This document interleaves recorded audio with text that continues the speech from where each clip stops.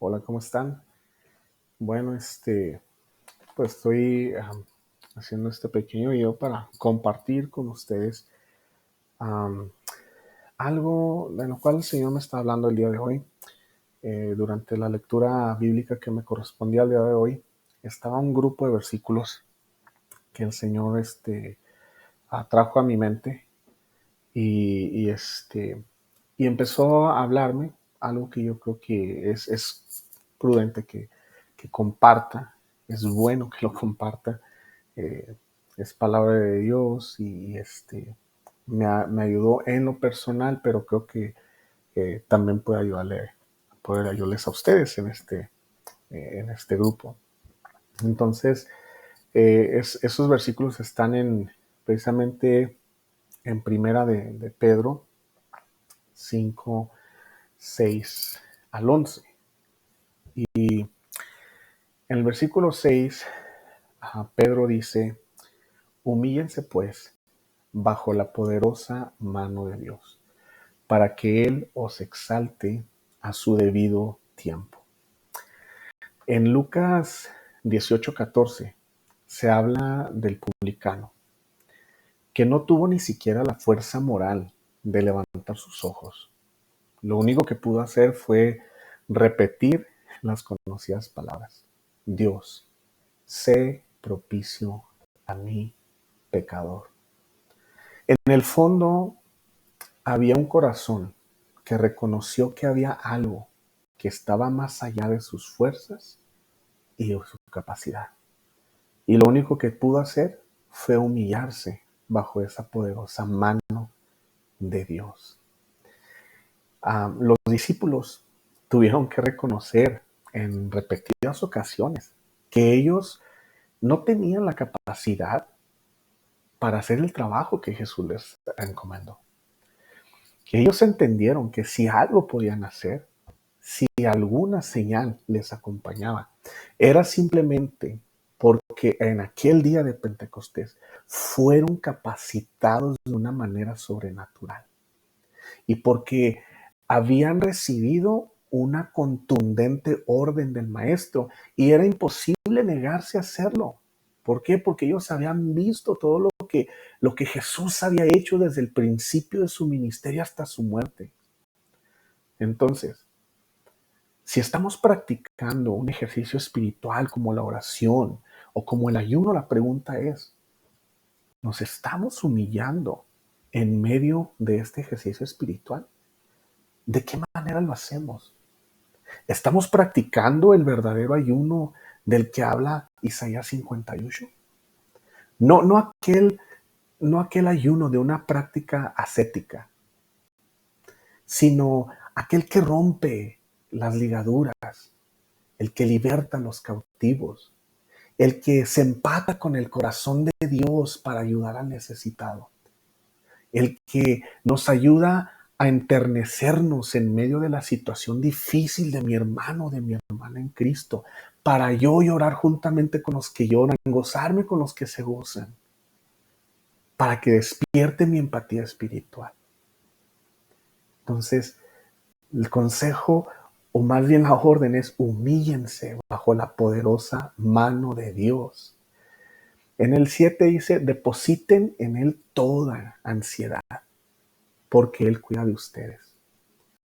La Real Academia de la Lengua Española define ansiedad de la siguiente manera: es el estado de agitación, de inquietud o de zozobra de ánimo.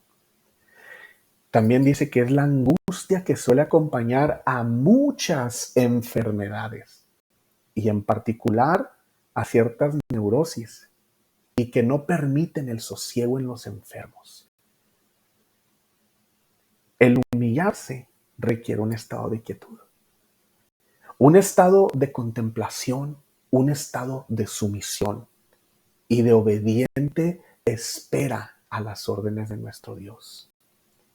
Pero eso no se puede lograr si el corazón está ansioso. Sabes que a veces la angustia, esa ansiedad, esa angustia, no se manifiesta en un estado de parálisis, sino más bien se manifiesta en una incontrolable agitación. Pero no debe ser así con nosotros. El estado de humillación debe estar protegido por la verdad absoluta de que Él cuida de nosotros. Así que ese estado de humillación, que es muy contrario a la pose de un guerrero, porque en el estado de humillación, las posiciones que se practicaban del plebeyo al humillarse al rey, era un estado donde todo su cuerpo estaba a disposición de esa persona, de manera que si alguien llegase a atacar a una persona en esta humillación, estaría muerto. Pero no es así con nosotros, porque la palabra de Dios dice que aquello que pudiéramos nosotros percibir como una posición de desventaja está acompañada por el cuidado amoroso y celoso de nuestro Padre Espiritual. Entonces, no practiquemos la ansiedad, practiquemos un estado de humillación y de quietud delante de Dios. El versículo 8 dice, practiquen el dominio propio y manténganse alerta. Su enemigo el diablo ronda como león rugiente buscando a quien devorar. El dominio propio es una disciplina, es algo intencional, es algo que entre más lo practiquemos, más fácil será que forme parte de nuestras vidas. Y tal vez pensemos que el practicar el dominio propio en las áreas como la alimentación, nuestras rutinas de ejercicio, sueño, etcétera, tiene poco que ver con el ámbito espiritual. Pero la verdad es que no es cierto. Si yo soy una persona complaciente en estas áreas, lo que estoy haciendo es propiciar el debilitar otras áreas en mi vida, tal vez áreas más profundas. Si no tengo un dominio en estas áreas, poco faltará para que áreas en ámbitos más profundos se descontrolen. Entonces, en este mismo tren de acciones, el humillarse bajo la poderosa mano de Dios me será casi imposible. Si no hay un dominio propio, entonces, ¿cómo voy a humillarme si no puedo ni siquiera controlar otras cosas? Entonces, creo que las prácticas como la oración y el ayuno nos ayudan a agudizar nuestros sentidos espirituales. Porque después Pedro dice, manténganse alertas. Entonces, así como Eliseo tenía su vista espiritual kilometralmente más aguda que su siervo, así debemos de pedirle a Dios en medio de estas prácticas. Abre mis ojos espirituales y déjame estar alerta, Señor. El versículo 9 dice, resístanlo, manteniéndose firmes en la fe, sabiendo que sus hermanos en todo el mundo están soportando la misma clase de sufrimientos. No podemos negar que tenemos un enemigo, pero nuestro enemigo, lejos de actuar al estilo Hollywood, es muy astuto. Recordemos que la palabra lo describe como el padre de mentiras, es un maestro engañador. Entonces, no niego las manifestaciones sobrenaturales, porque la misma Biblia habla de ellas, porque yo mismo en mi experiencia las he vivido. Pero Satanás se le exaltan atributos más como ser el padre de mentiras, un engañador, la serpiente antigua, aquel que es astuto y está viendo cómo meterse en las vidas. Así que Pedro, inspirado por el Espíritu Santo, ofrece un mandato. Es un mandato, dice, resístanlo. Es decir, posiciónate 180 grados en contra de Satanás. No te dejes mover por ninguna de sus artimañas. En otras palabras, de todo lo que Satanás hace y aconseja y seduce, tú y yo debemos de hacer lo contrario. Es decir, yo lo resistiré si voy completamente opuesto a lo que él hace. La fe es el escudo con lo que lo resisto. Dice Pedro, manténgase firme en la fe. Y la fe viene por el oír, de acuerdo a Romanos 10:17. Así que, ¿por qué no practicamos lo que Romanos 12:2 nos dice?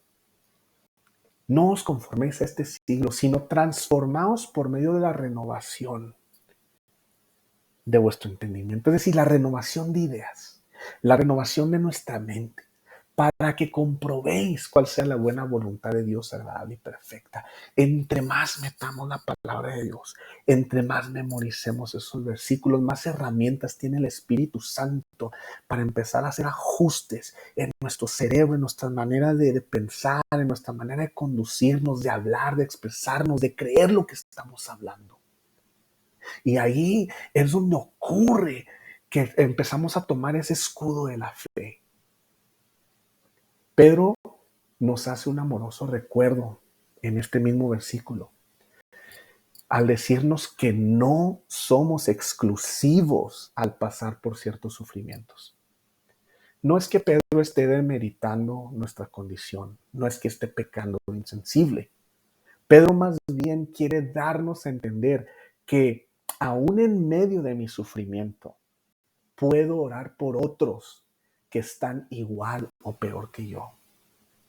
Al igual que debo entender que tal vez haya un hermano o una hermana en la familia de Cristo en alguna parte del mundo que esté en medio de una terrible persecución y que haya perdido todo. Y aún así, él o ella están orando por mí. Y eso es para tener un gran ánimo en nuestras vidas, ¿no? Que una persona en tales circunstancias como las que pasó Pedro se preocupe por orar por mí. ¡Qué fortaleza de vida! El versículo 10 dice, y después que ustedes hayan sufrido un poco de tiempo, Dios mismo, el Dios de toda gracia que los llamó a su gloria eterna en Cristo, lo restaurará y los hará fuertes, firmes y estables. Pedro es un apóstol que sufrió persecución. Y seguro que estas palabras que escribió en esta carta después le fueron de propio ánimo en algún momento, cuando estaba en el calor de esa feroz situación. Él sabe lo que es pasar por ansiedad, por angustia. Él sabe lo que son los ataques de Satanás, la incertidumbre de ver un nuevo día. Y sorprendentemente lo que dice, después que hayan sufrido un poco de tiempo. Seguro que Pedro no sufrió poco tiempo. Además, cualquier sufrimiento, por muy corto que sea, en la perspectiva del que sufre, es un periodo muy largo. No lo puedes negar. Así que Pedro cambia un poco su perspectiva. Usa la lente del Maestro, de Jesucristo. Seguro que Pedro pensó en aquel día que crucificaron a Jesús, en sus promesas, en su ejemplo, en su amor al restaurar a Pedro después de que lo negó 3 veces. Y Pedro asegura 3 cosas. Una vez que Dios me restaure, porque es una promesa en su palabra, en este versículo. Él me va a hacer fuerte, me va a hacer firme y me va a hacer estable. No puedo controlar lo que está pasando alrededor de mí. No puedo controlar lo que otras personas piensen o hagan. Pedro estaba en medio de la persecución, no podía controlar lo que aquel emperador loco estaba haciendo en contra de la iglesia. No podía controlar lo que muchas personas en la sociedad estaban haciendo en contra de él. No podemos controlar muchas veces lo que otras personas hacen, pero ¿sabes qué sí podemos hacer? Podemos tener la certeza de que en medio de cualquier situación, Él me va a hacer fuerte, firme y estable. Y tengo la promesa de que Él me va a restaurar. ¿Qué cosa o quién puede ir en contra de una persona así? de una persona restaurada por Dios, fuerte, firme y estable. Termina Pedro en el versículo 11 y dice, a Él sea el poder por los siglos de los siglos. Amén. Pedro termina con estas palabras que yo creo que más que una doxología, combina una adecuada alabanza a Dios con palabras de ánimo para el que sufre. Él dice, todo el poder eternamente le pertenece a Dios, así sea. Amén, así sea. Puede estar la peor tormenta a mi alrededor. Pueden darme mi punto más débil. Pero aquel que tiene todo el poder eternamente está vigilándome. Está con sus manos en mi hombro. Está conmigo. Él está restaurándome. Así que yo te invito que en medio de esta disciplina de la oración, del ayuno, en medio de esta búsqueda sosegada delante de Dios, tengamos siempre como una prioridad el decirle, Señor, háblame. ¿Qué es lo que quieres mostrarme? Señor, ayúdame a afinarme con lo que tú tienes para mí. Lo dejo por aquí y espero que el Señor te bendiga. Padre, bendice a las personas que estén oyendo, Señor, esta porción de tu palabra. Gracias por tu fortaleza, por tu bendición. En ti confiamos, en tus promesas. En ti seguimos luchando, en ti seguimos buscándote, Señor. Y te queremos dar la honra y la gloria en medio de cualquier circunstancia. Porque tú dejaste estas cosas en medio de tu palabra, Señor, para que tu Espíritu Santo las tomara como herramientas y nos diera un impulso en medio de nuestras situaciones tal vez más difíciles. Gracias, Señor, por tu amor y misericordia. Amén.